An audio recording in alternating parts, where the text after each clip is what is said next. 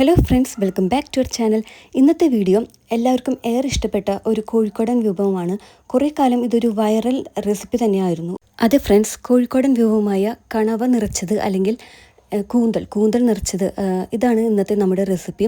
ഒരു 10 മിനിറ്റ് മതി ഇതിൻ്റെ ഒരു പ്രിപ്പറേഷന്. ഒരു 5 മിനിറ്റാണ് ഇത് വേവിക്കാനായിട്ട് നമ്മൾ എടുക്കുന്ന ടൈം. പിന്നെ ഫില്ലിങ്ങിനും മറ്റും ആയിട്ടാണ് ബാക്കി ഒരു 5 മിനിറ്റ്.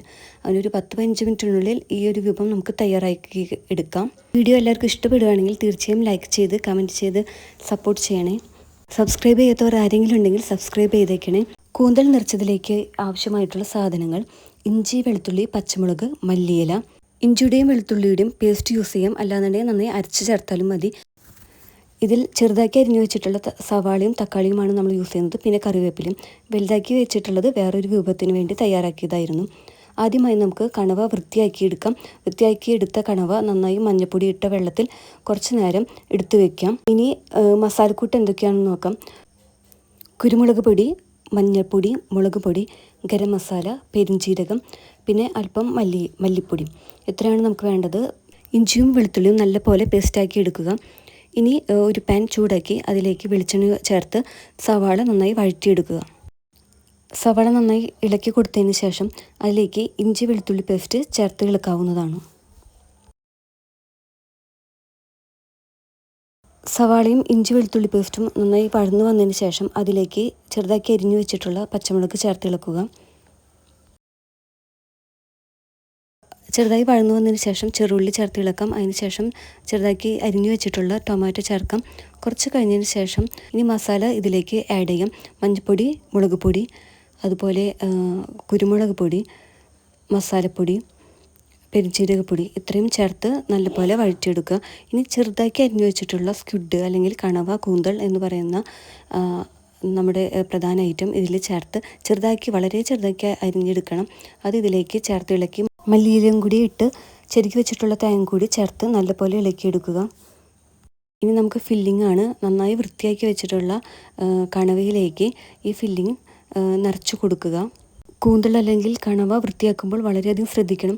നമ്മൾ വൃത്തിയാക്കിയുള്ള കൂന്തലാണ് വാങ്ങിച്ചിട്ടുണ്ടായിരുന്നത്, എങ്കിലും അതിൻ്റെ തലഭാഗവും ഒക്കെ ഉണ്ട്. അപ്പോൾ അതുകൊണ്ട് വളരെയധികം വൃത്തിയാക്കാനുണ്ട്. അതിൻ്റെ ഉള്ളിൽ ഒരുപാട് ഐറ്റംസ് ഉണ്ടായിരിക്കും വേസ്റ്റ് ആയിട്ടുള്ളത്.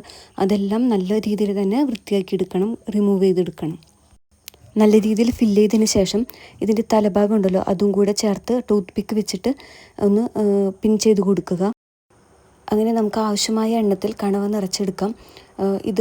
ഇതിൻ്റെ തല ഉപയോഗിക്കുമ്പോൾ പ്രത്യേകം ശ്രദ്ധിക്കണം. ഇതിൻ്റെ തലയുടെ ഉൾഭാഗത്തായിട്ട് കുറച്ച് വേസ്റ്റായ സംഭവങ്ങളൊക്കെ ഉണ്ട്. അപ്പോൾ അതെല്ലാം നന്നായി ക്ലീൻ ചെയ്തിട്ട് വേണം ഇതിൻ്റെ ഒപ്പം ആഡ് ചെയ്യാനായിട്ട്, പിൻ വെച്ചിട്ട് ചേർക്കാനായിട്ട്.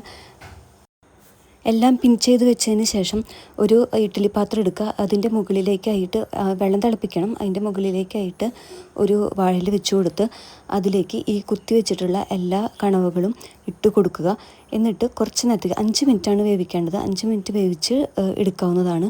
അങ്ങനെ വേവിച്ചെടുക്കുമ്പോൾ നമുക്ക് കാണാം അത്രയും നീളം ഉണ്ടായിരുന്ന കണവ ഇതുപോലെ വീർത്ത് ചെറിയ സൈസിലായിട്ട് മാറിയിട്ടുണ്ടായിരിക്കും. അതായത് കുറച്ച് വീർത്ത സൈസായിരിക്കും, പക്ഷേ ലെങ്ത് വൈസ് അത് വളരെ ചെറുതായിട്ടായിട്ട് കാണാൻ പറ്റും. നല്ല രസമാണിത് കാണാനായിട്ട്.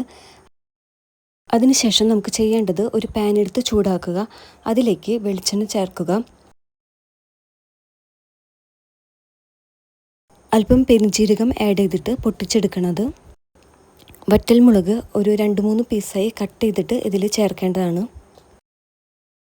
ഒന്ന് ഇളക്കി കൊടുത്തതിന് ശേഷം ഇതിലേക്ക് കറിവേപ്പില ആഡ് ചെയ്യാവുന്നതാണ്. അതിനുശേഷം മഞ്ഞൾപ്പൊടി, മുളക് പൊടി, ഗരം മസാലപ്പൊടി, പിന്നെ കുരുമുളക് പൊടി, ഇത്രയും ചേർത്ത് ഒന്ന് നന്നായി ഇളക്കി കൊടുക്കുക. അടി കരിയാതെ നോക്കണം. അതിലേക്ക് നമ്മൾ വേവിച്ച് വെച്ചിട്ടുള്ള സ്ക്വിഡ് അല്ലെങ്കിൽ കണവ ചേർത്ത് ഒന്ന് ഇളക്കി കൊടുക്കേണ്ടതാണ്. അങ്ങനെ കണവ നിറച്ചത് അല്ലെങ്കിൽ കൂന്തൽ നിറച്ചത് ഇവിടെ റെഡി ആയിട്ടുണ്ട്. വെറും ഒരു ഹൈപ്പ് മാത്രമല്ല, അത്രയും ടേസ്റ്റിയായ ഒരു സ്നാക്സ് തന്നെയാണ്.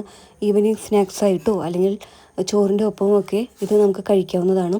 വളരെ ടേസ്റ്റിയാണ്. അപ്പോൾ എല്ലാവരും നിങ്ങൾ ട്രൈ ചെയ്ത് നോക്കണം. നിങ്ങളുടെ വിലയേറിയ നിർദ്ദേശങ്ങളും അഭിപ്രായങ്ങളും കമൻ്റായിട്ട് അറിയിക്കണേ. അപ്പോൾ മറ്റൊരു വീഡിയോ ആയിട്ട് വരും വരേക്കും ബൈ ബൈ.